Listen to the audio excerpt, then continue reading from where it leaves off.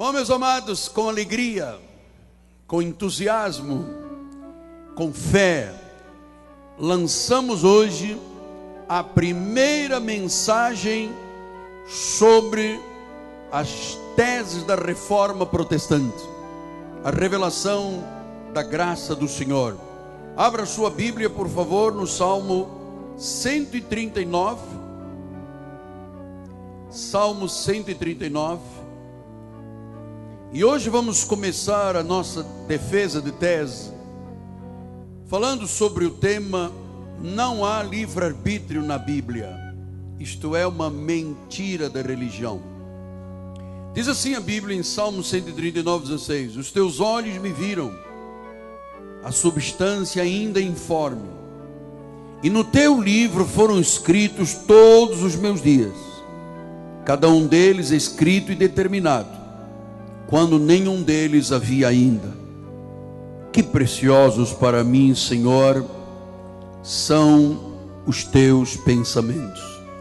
Que essa palavra abençoe todos os corações, conforte, eduque, ensine, fortaleça e, acima de tudo, que esta palavra venha ser consolidada no teu espírito, no teu coração. Você precisa de acreditar nas orientações do altar, na revelação da palavra predestinada de sabedoria. Oremos ao Senhor.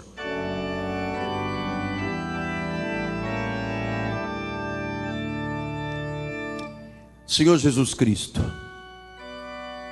o meu coração se enche de regozijo, de alegria, por poder estar neste altar, ó Deus, de poder ser língua de erudito para o povo do Senhor. Encha minha boca, Senhor, com as palavras que eu tenho que dizer à igreja a partir de hoje. Ajuda-me, Senhor, nestas 150 teses pró-reforma, em nome de Jesus, Pai. Eu quero instruir segundo Cristo. Eu quero instruir a tua igreja segundo a verdade do Senhor. Temos agora 45 minutos, Deus, para que tu te derrames sobre nós com o espírito de sabedoria liberado em nosso coração. Oramos todos com fé e o povo de Deus diga amém. Amém. Muito obrigado, meu bispo amado. Meus amados e queridos irmãos, minha esposa amada, Bispo Roxana está assistindo, está participando com os nossos filhos, estão estudando para as provas. Todo o povo eleito, minha querida família, povo escolhido, predestinado, família de Deus. Que bom sermos família de Deus. Que bom nós podermos dizer que somos parte da família de Deus. Somos a noiva de Jesus. Aqueles são o selo do meu apostolado. Aqueles são cartas escritas pelo Deus vivente através deste ministério. Meus amados, meus filhinhos na fé, hoje damos início à defesa das primeiras 150 teses pró-reforma, ou seja, a palavra predestinada de sabedoria, que faz parte da última reforma protestante. Os irmãos já têm conhecimento que nós fazemos parte da Dutch Reformed Church, da Igreja Reformada Alemã, no centro nevrálgico da reforma protestante, que começou em 1525 com Martinho Lutero, João Calvino, João Knox e os demais reformadores. E queremos conhecer com profundidade a Bíblia. Queremos viver o cristianismo legítimo. E eu já tenho começado durante esses últimos cultos, especialmente o da ceia, a falar um pouco sobre a soberania de Deus. Porque quando se estuda a não existência do livre-arbítrio, dizendo que isto é uma mentira da religião, há um choque nas emoções de grande parte das pessoas evangélicas.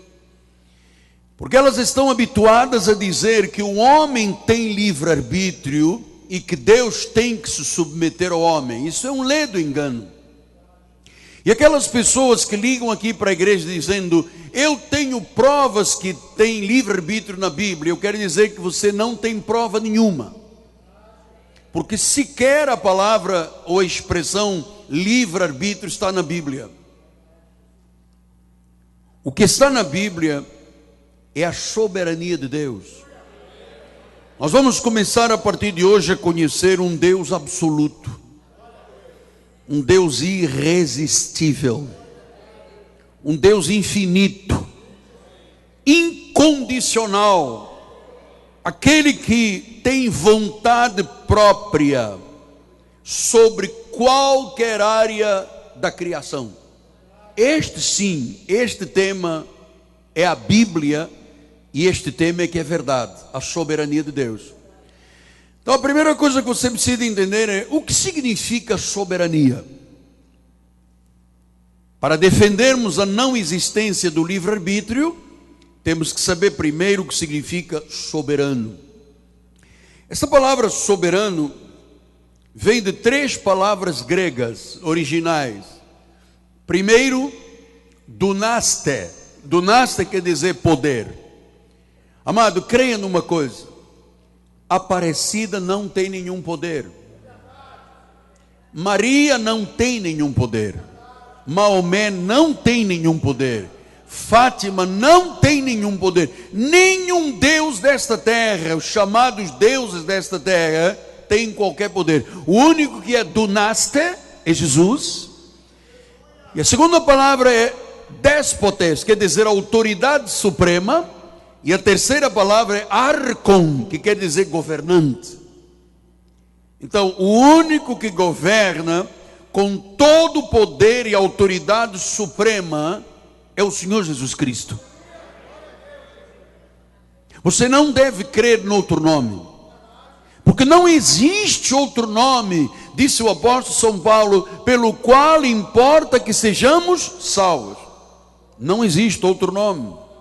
Então, Jesus viveu 33 anos nos dias da sua carne, foi condenado, derramou seu precioso sangue na cruz do Calvário, derrotou o inimigo, foi ao túmulo, ressuscitou vitoriosamente, faz com que a nossa vida seja uma vida bíblica e de Deus, e Ele não permite que o seu povo viva em lutas e dúvidas quanto à sua soberania. Não permite. Então, ouça, acredite nisto. Quem ordena todos os eventos ao longo do tempo e da eternidade é o Senhor Jesus Cristo. Ele é o Criador e Ele é o mantenedor de tudo. Ele é soberano, Ele é déspotes, Ele é dunaste, Ele é arcon, Ele é o único que governa com todo o poder e a toda a autoridade suprema. Até sobre a morte Ele tem poder.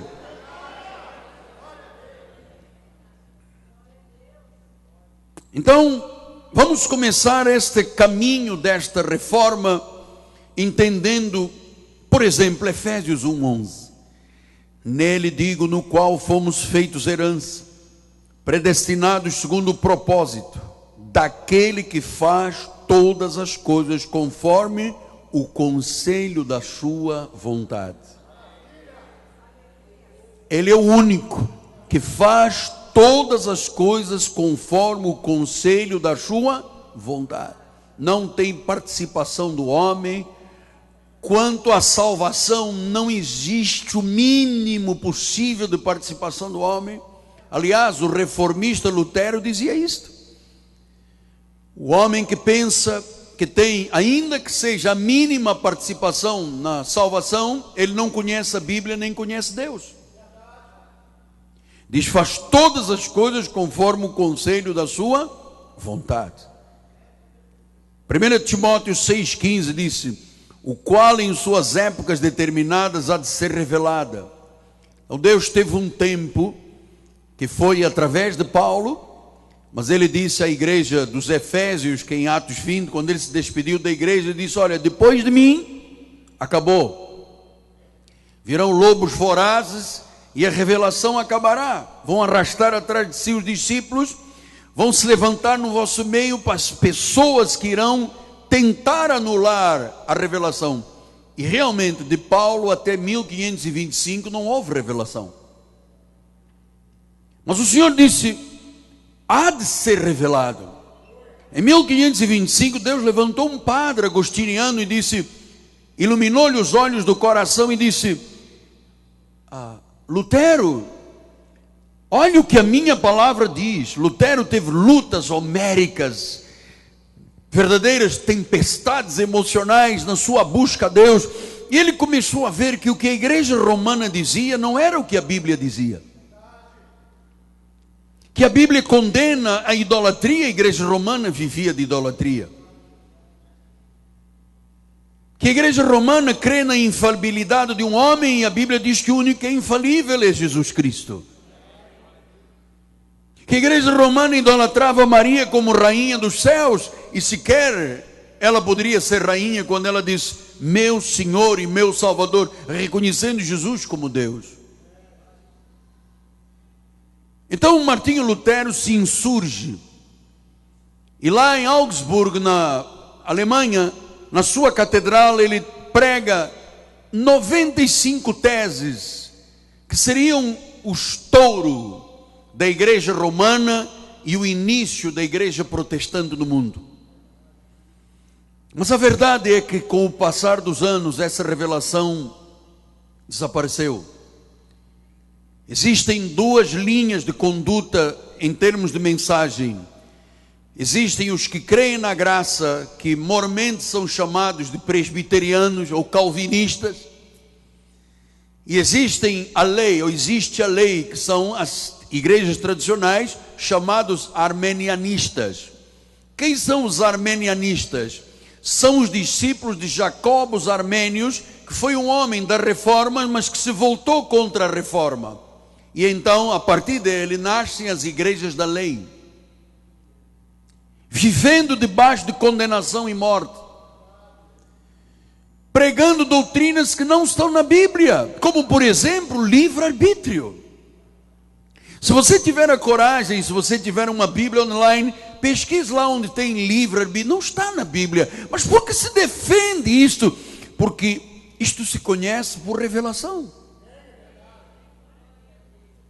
Diz que haverá um tempo em que lhe será revelada pelo bendito e único soberano, o Rei de Reis e Senhor de Senhores. Quer dizer que o próprio Deus se encarregou de revelar a Paulo, se encarregou de revelar aos primeiros reformistas, e para a glória de Deus lhe digo isto: esta mudança de vida no Brasil começou através da minha vida. Em 1986, um dia eu preguei sobre salvo uma vez, salvo para sempre, e nego caiu em cima de mim. E comecei a dizer que eu não encontrava na Bíblia a expressão livre-arbítrio, eu encontrava soberania, e nego caiu em cima de mim. Ninguém até então falava em predestinação ou abençoado, ninguém falava disso. Hoje até a igreja romana, os seus padres dizem: oh, você é um abençoado, nasceu deste altar, nasceu das teses da reforma protestante, com uma leitura atualizada. Porque nem as institutas de Calvino, nem as expressões de Martinho Lutero chegaram ao conhecimento que nós hoje conhecemos, porque isto é revelação que Deus faz crescer. Diz que é o único, diz que é o único soberano. Quer dizer que o único que existe, que tem poder, que governa, que é déspotas, que é arcon, que tem a capacidade de fazer todas as coisas conforme o conselho da sua vontade, é Jesus. Olha, se você acreditar desta forma, você vai ter paz para o resto da vida. Se você acreditar na lei, você estará debaixo de condenação e de morte. Romanos, agora você vai conhecer um pouco dos atributos deste Deus maravilhoso e soberano. Primeiro, a sua onisciência, Romanos 11:36, porque dele, por meio dele e para ele. Amado, ele é onipotente. dele, por meio dele e para ele são todas as coisas. A ele, pois, a glória eternamente. Aqui não entra a mão do homem. Diz que é por ele, porque ele é dele e para ele. Ele é onipotente, mas ele é onisciente. Provérbios 15:3 diz: os olhos do Senhor estão em todo lugar.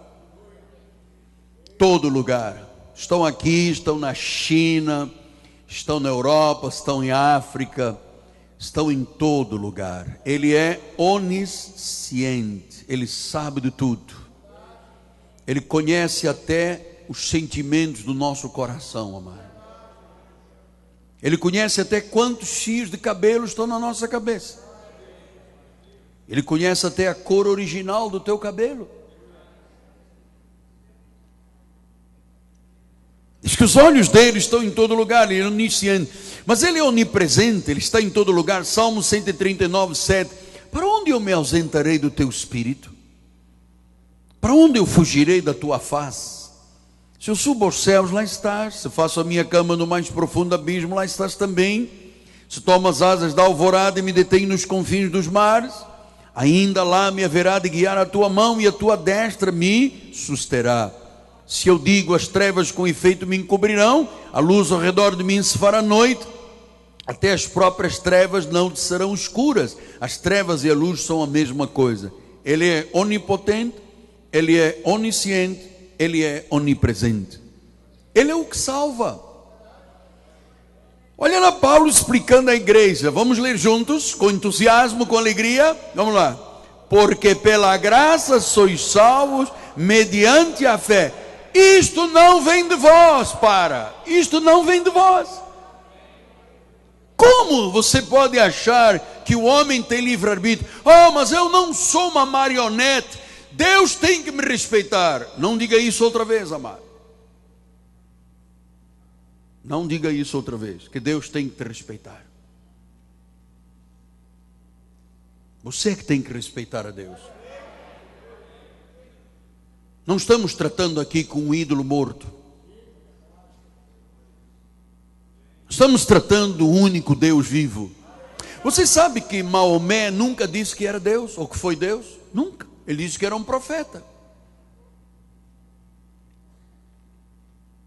Então, o Senhor está dizendo, pela graça sois salvos, mediante a fé. Isto não vem de vós. Não pode o ser humano pensar que vem dele o que Deus disse. Não vem de vós. É uma dádiva, é um carisma, é um dom de Deus. É Ele que salva. Ele que julga. Romanos 2,16. No dia em que Deus, por meio de Cristo Jesus, julgar os segredos dos homens, de conformidade com o meu Evangelho. Quem julga todas as coisas é Deus, não somos nós. Não somos nós que julgamos, Ele julga. Ele tem o domínio sobre tudo. Daniel 4, 25 e 35. Será expulso dentre os homens, a tua morada será como os animais do campo, dar-te-ão a comer ervas como os bois, serás molhado do orvalho do céu, passar-se-ão 7 tempos por cima de ti, até que conheças que o Altíssimo tem domínio sobre o reino dos homens e o que dá a quem quer. Uau! Ele tem domínio. Amado, tenha paz e segurança que quem tem domínio sobre a sua vida não é o governo de Brasília, é o Senhor Jesus Cristo. É o Senhor Jesus Cristo, Ele tem domínio. Todos os moradores da terra são por Ele reputados em nada. Nada, o ser humano é nada. E segundo a sua vontade, sua soberania, Ele opera com o exército do céu e os moradores da terra. Não há quem possa deter a mão, nem lhe dizer que fazes. Ninguém pode deter Deus. Ele começou a boa obra, Ele vai terminar a obra. Agindo Deus, quem o impedirá? Quem o impedirá? Ele é soberano. Ouça, até a sua própria crucificação, diz em Atos 2, 23, sendo este entregue por determinado desígnio e presciência de Deus, vós o matastes. Foi uma presciência, foi a prognose, foi Deus que disse: tem que ser um cordeiro perfeito. Eu sou o Cordeiro de Deus. Vocês mataram, vocês crucificaram, mas isto foi determinado por desígnios e presciência, prognoses, por antecipação. Deus determinou todas as coisas, até a tua vinda esta noite à igreja. Você está aqui por um desígnio de Deus, por uma chamada de Deus. João 19:11 diz: respondeu Jesus: nenhuma autoridade terias sobre mim se de cima não te fosse dada. Por isso quem me entregou a ti é maior pecado tem. Atos 2:36 diz: esteja absolutamente certa, pois toda a casa de Israel, de que é este Jesus que vós o crucificaste, Deus o fez Senhor e Cristo. Ele é rei, ele é onipotente, ele é onisciente, ele é onipresente, ele salva, ele julga, ele tem domínio, ele é soberano. Até a sua crucificação, tudo dependeu dele mesmo. Ele é a vida eterna. Em Efésios 1:5 diz: nos predestinou para ele, para a adoção de filhos por meio de Jesus Cristo, segundo o beneplácito da sua vontade. Ele nos predestinou por sua vontade. Quer dizer que a minha vida espiritual, a minha salvação, não teve nenhuma vontade da minha parte. Aliás, se dependesse de nós, nenhum de nós estaria aqui. Então a sua soberania é cheia de sabedoria, é cheia de santidade, é cheia de justiça. Por isso, com a autoridade apostólica e profética de Paulo, livre-arbítrio contraria todas as afirmações bíblicas da soberania de Deus. Todas. Então, amado, não há nada neste livro chamado Bíblia Sagrada sobre livre-arbítrio. Livre-arbítrio é um mito. Livre-arbítrio é uma mentira de Satanás. Livre-arbítrio foi cunhado pela apologia cristã para explicar que o homem é maior do que Deus. Eu vou usar uma expressão tradicional nossa: ridículo. O livre-arbítrio foi cunhado para isto, para dizer que o homem é maior do que Deus. E claro que isto é ridículo, porque Jó 14:5 diz: visto que os seus dias estão contados, contigo está o número dos seus meses. Tu ao homem puseste limites, além dos quais não passará. Você está percebendo quem é o Deus que nós servimos? Não é um deusinho. Ele é soberano. Ele diz que ele põe limites. Não é o homem que diz, é Deus que determina. Então diz que tu puseste limites e não passará. O que Deus escreveu, os nomes no livro da vida, que é outro assunto que vamos discutir depois, os dias. No início lemos que todos os nossos dias estão contados. E que você viva os seus dias da melhor forma possível nesta terra, crendo de forma correta. Olha aí outra expressão, Atos 13:48 diz assim: os gentios ouvindo isto regozijavam-se e glorificavam a palavra do Senhor e creram. Quem? Todos os que haviam sido destinados para a vida eterna. Quer dizer que aquelas pessoas que Deus predestinou para a vida eterna, elas têm que crer. A Bíblia chama de ovelhas. As minhas ovelhas ouvem a minha voz. E Jesus disse: vós não credes porque não sois minhas ovelhas.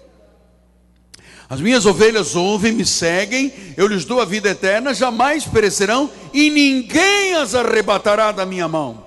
Ou seja, uma vez ovelha, ovelha para sempre. Uma vez de Cristo para sempre. Uma vez salvo, salvo para sempre.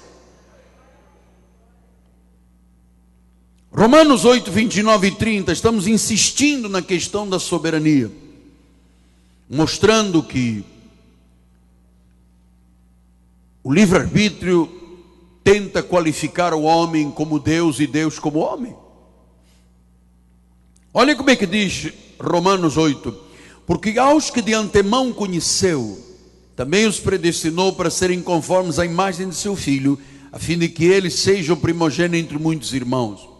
Agora veja a obra perfeita, olha só, porque nós vamos ter que estudar muito sobre a predestinação. E aos que predestinou, a esses também chamou. Aos que chamou, justificou. E aos que justificou, quer dizer, a obra soberana, quem a faz é Deus. Agora leia ao contrário: a quem Deus glorificou é porque Ele justificou. O justificado tem que ser chamado, e o chamado só é chamado porque Ele predestinou. A obra está completa. Por que crer contrário ao que Deus diz? É uma loucura. Romanos 9,16 diz assim: pois não depende de quem quer ou de quem corre, mas de usar Deus a sua misericórdia. Quer dizer que não dependeu de mim nem de você, foi Deus que quis ser misericordioso. Ele nos escolheu, chamou, justificou, glorificou. E se estamos aqui, amados, estamos por causa da sua soberania. Olha, uma pessoa que é crente, chamada, justificada e glorificada, ela jamais pode virar as costas a Deus. Impossível. E também não pode endurecer o coração contra Deus, porque Deus inclina o coração. Ele diz que arranca o coração duro de pedra e coloca um coração de carne sensível. Romanos 9,18 diz: logo tem Ele misericórdia de quem quer, endurece a quem lhe apraz. Deus é que manda, Ele é soberano. Versículo 19: tu, porém, me dirás, de que se queixa ainda? Pois quem jamais resistiu à sua vontade? Versículo 20 diz: quem és tu, ó homem, para discutires com Deus? Porventura pode o objeto perguntar a quem o fez, porque me fizeste assim? Sabe como é que os legalistas chamam? Quem és tu, ó Deus, para discutires comigo? Romanos 11:2 disse: Deus não rejeitou o seu povo, a quem de antemão conheceu. Ou não sabeis que a Escritura se refere a respeito de Elias como insta perante Deus contra Israel? Diz que ele de antemão conheceu. Quer dizer que a vida espiritual, meus amados, não é um fato que eu um dia... eu era católico, então um dia numa madrugada eu tinha comido um hambúrguer estragado, acordei mal disposto e disse: hoje eu vou à igreja. Não existe isso aqui. Diz a Bíblia que Ele nos conheceu de antemão. Por que de antemão? Porque a nossa verdadeira identidade é espírito. Nós somos um espírito que habita num corpo revestido de carne, sangue, ossos, pele e tendões. Este corpo, este carrapacho, como dizem os argentinos, este carrapacho onde vive este corpo, este espírito, um dia se virará pó. Mas a Bíblia diz: ainda que morra, viverá o espírito. Então a nossa verdadeira identidade é: somos um espírito com uma medida angelical. Somos como anjos, só que nós somos revestidos de carne. E existem anjos que não são revestidos de carne. São os anjos, das míriades de anjos que guardam o povo, que agem a nosso favor. Mas nós somos medida angelical. Por isso é que lá em Gênesis, quando houve aquela reunião, que a lei diz que estava lá o Pai, o Filho e o Espírito Santo, mas que a Bíblia não diz. E outra coisa que você vai aprender comigo nestas teses é que muita gente diz coisas que Deus não disse. Por exemplo, quando em Gênesis 1:26, quando Deus disse: façamos o homem à nossa imagem e semelhança. A tradição diz: não, estava ali o Pai, o Filho e o Espírito Santo. Mas a Bíblia diz que estava? Não. Mas por que Deus disse aos anjos: façamos o homem à nossa imagem? Deus estava falando com os anjos. E disse: anjos, nós vamos criar o homem à nossa imagem, à nossa semelhança. Quer dizer que nós temos a imagem de Deus e a semelhança de Deus e a imagem de um anjo. Você sabia que você é um anjo de Deus? Eu sou um anjo de Deus. Eu sei que há muitos irmãos, vamos agradecer a Deus, diga glória a Deus, diga glória a Deus. Pastor, mas meu marido diz que eu sou não sei quem, a minha mulher diz, não, a tua identidade é que você é um anjo de Deus. Quem diz isso é Deus. E você sabe uma coisa, quando Deus diz que eu sou uma medida angelical, eu respeito, eu digo, amém, Senhor, eu sou. Então no versículo 4 ele disse, que lhe disse porém a resposta divina, reservei para mim 7.000 homens que não se dobraram os joelhos diante de Baal, reservei para mim. Quem está falando isto é o soberano Deus. Você sabe que Deus te reservou nesta terra, porque a salvação é individual. Deus não salva grupos, famílias, monte de gente, é um por um. Você e Deus, você foi criado para ser dele. Você não foi criado para ser do demônio, do diabo, do inferno. Você foi criado para ser dele. E uma vez dele, você será dele eternamente. Você é uma ovelha, é verdade que todos nós nascemos ovelhas. Alguns tiveram atitudes de lobo. Mas nós temos aqui gente com experiências tremendas. De macumba, de espiritismo, de ocultismo, mesa branca, mesa preta, 3 pés, 7 pés, cemitério. Olha, nós tivemos aqui, temos gente nesta igreja que tinha atitudes de lobo. Mas lá dentro era uma ovelha. No dia em que ouviram a palavra da verdade, tiveram que vir, porque quem atrai é Deus, quem chama é Deus. E o chamado dele é irresistível. Você pode botar um pé atrás, 2, 4, 10, 20, no dia em que Deus disse, é hoje, você vem. Alguns vêm por amor, outros vêm pela dor, mas tem que vir. Se é ovelha, tem que vir.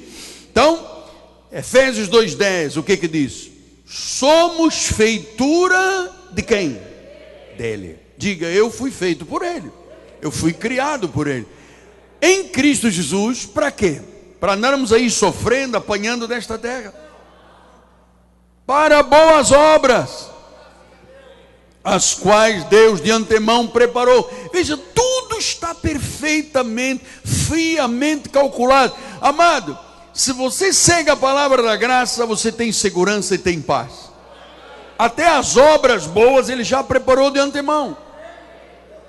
Isso chama soberania de Deus. 2 de Timóteo 9, ele nos salvou e nos chamou e nos deu uma santa vocação, não segundo as nossas obras. Quer dizer que não fui eu, apóstolo, mas vovó orou por mim. Ai, graças a Deus que vovó orou por você.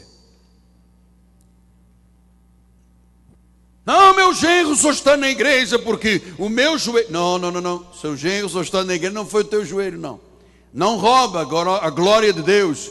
Seu genro está na igreja porque Deus o amou. Ele é uma ovelha, ele no tempo de Deus veio. Se você é o instrumento para o teu genro vir, glória a Deus. Mas quem o trouxe não foi você. Você não tinha força para trazer o seu genro. Mas o meu marido, eu fiquei noites de vigília. Infelizmente você deixou de dormir. Porque, amado, teu marido viria porque Deus é soberano sobre a vida do teu marido. Pastor, o senhor nesta igreja só dá força para Deus e não dá força para o diabo? Amado, deixa-me dizer-lhe uma coisa definitiva. Eu não tenho parte com o diabo nesta terra. A minha parte é com Jesus e eternamente, amado. Aliás, um dia disseram a Jesus, lá vem o príncipe desta terra. E Jesus disse, eu não tenho parte com ele.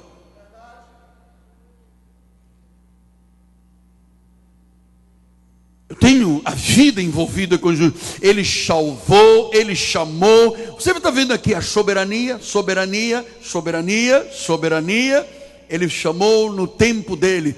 Deus tem um tempo para todas as pessoas. Ele salvou. 2 Tessalonicenses 2:13 diz, entretanto devemos sempre dar graças a Deus por vós, irmãos amados, pelo Senhor, porque Deus vos escolheu. Diga: eu sou um escolhido de Deus. Você é propriedade exclusiva de Deus, escolhido por Ele a dedo. A dedo Deus disse: oh, você é meu, venha. Ah, mas venha.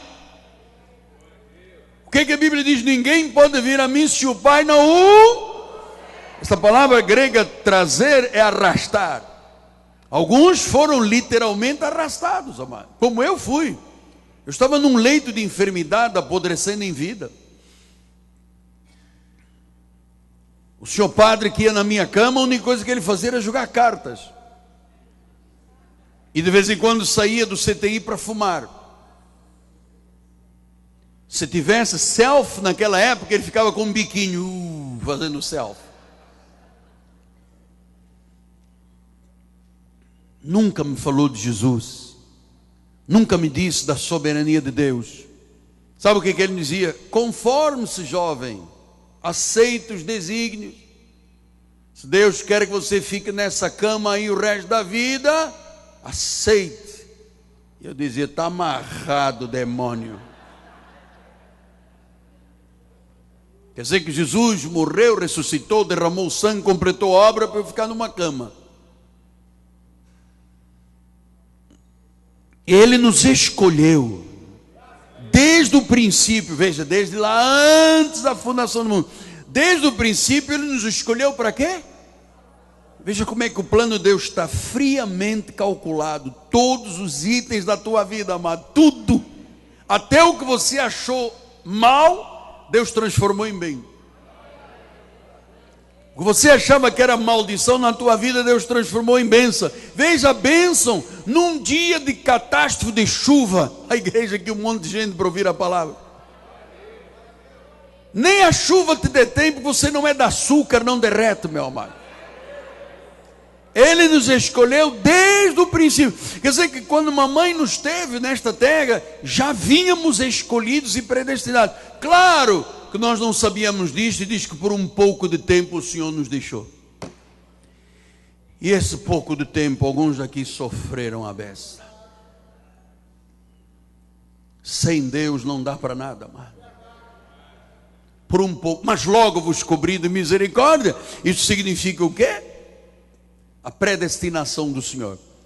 Então, última palavra, Apocalipse 13:8 diz: vão adorar a besta, adorá-la-ão todos os que habitam sobre a terra, aqueles cujos nomes não foram escritos no livro da vida do Cordeiro, que foi morto desde a fundação do mundo. Apóstolo, Jesus foi morto desde a fundação como? Não morreu há 2000 anos atrás. Na prática física, sim, morreu há 2000 anos, mas os planos de Deus começam lá, antes da fundação do mundo. E quando aqui, antes da fundação do mundo, quando não havia ainda terra, o Senhor já tinha criado o nosso espírito. Os espíritos predestinados que um dia conhecerão a salvação, todos foram criados antes dos tempos eternos. Desde a morte, antes da fundação do mundo, o Senhor criou. E depois, no tempo de Deus, no meu caso pessoal, há 63 anos, Ele colocou o meu espírito dentro do ventre da minha amada e querida mamãe, Laura, Bispa Laura. E no dia 20 de março, 1h da tarde, de 1953, nasceu um cabeçudo.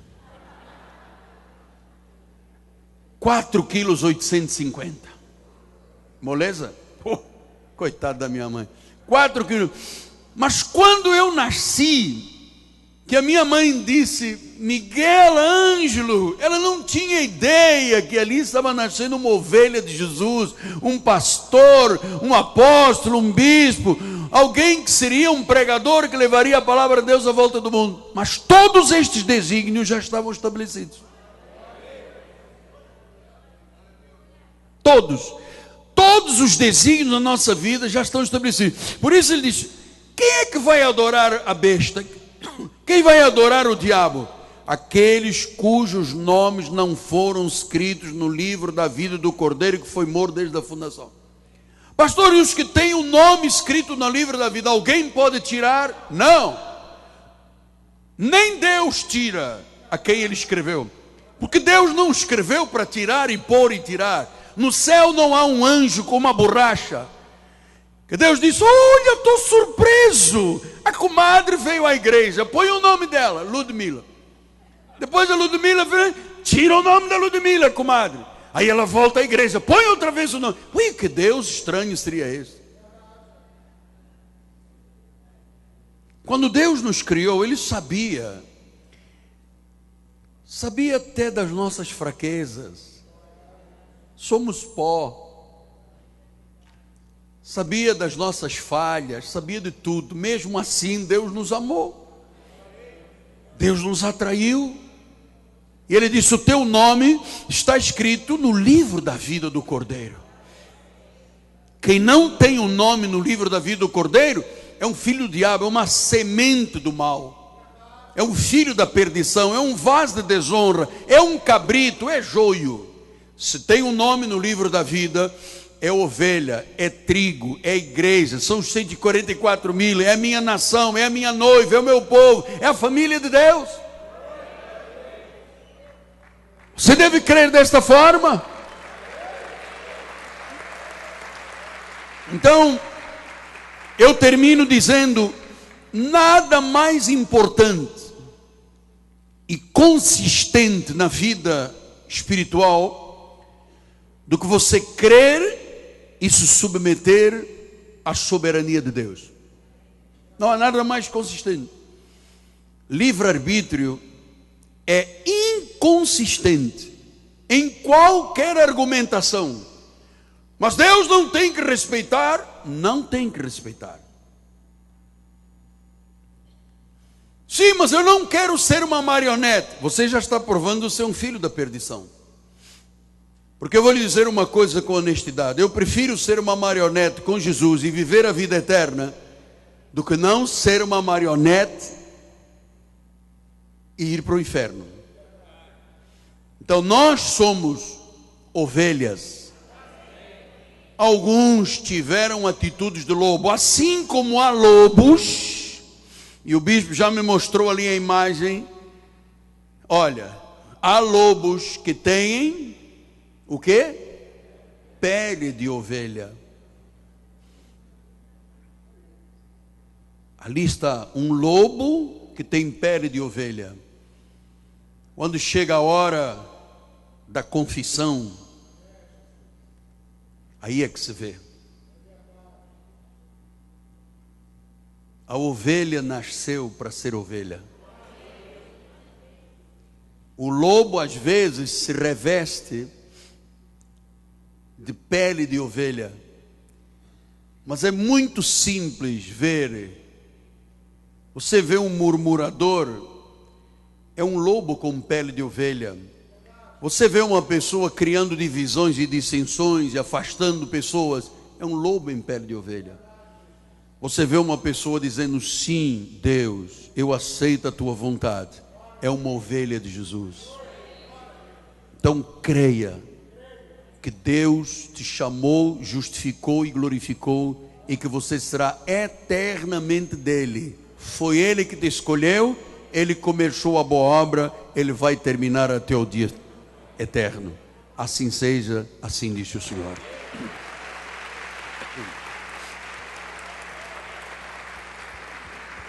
Glória a Deus. Curva a sua cabeça. Senhor Jesus, humildemente nos curvamos diante do Senhor. Reconhecemos a tua soberania. Não queremos tocar na tua glória. Tu começaste a boa obra, tu vais terminar. Em o nome de Jesus Cristo. Estamos debaixo do Senhor das tuas asas, da tua proteção. Mal nenhum nos sucederá. Não cairemos nunca no laço do passarinheiro. Nós habitamos no esconderijo do Altíssimo. descansamos à sombra do Onipotente, dizemos ao Senhor: meu refúgio, meu baluarte, Deus meu, em quem eu confio. Em o nome de Jesus Cristo, Pai. Amém, amém e amém. Graças a Deus. Você quer dar um aplauso ao Senhor? Ele é soberano. Vamos ficar de pé. Bispo Sérgio vai dar a bênção final. Os irmãos que vão continuar na reunião ministerial podem permanecer no santuário. Graças a Deus. Tendo suas mãos para o altar. Soberano Senhor Jesus Cristo, Deus único, vivo e verdadeiro, te damos graças por esta noite, pela palavra de conhecimento e sabedoria que edificou as nossas vidas, porque aqui estamos, Pai, num seminário, casa sobre a rocha. Aqui estamos edificando bem as nossas vidas, a nossa família, Pai, para que quando o vento soprar ou a chuva cair, permaneçamos inabaláveis. E que tua graça maravilhosa, o amor de Deus, as doces consolações do teu Espírito sejam presentes hoje e para sempre na vida daqueles que são obedientes, porque foram salvos pelo Senhor. E o povo da fé, o povo que serve a este Deus soberano, diga amém e amém. Graça e paz.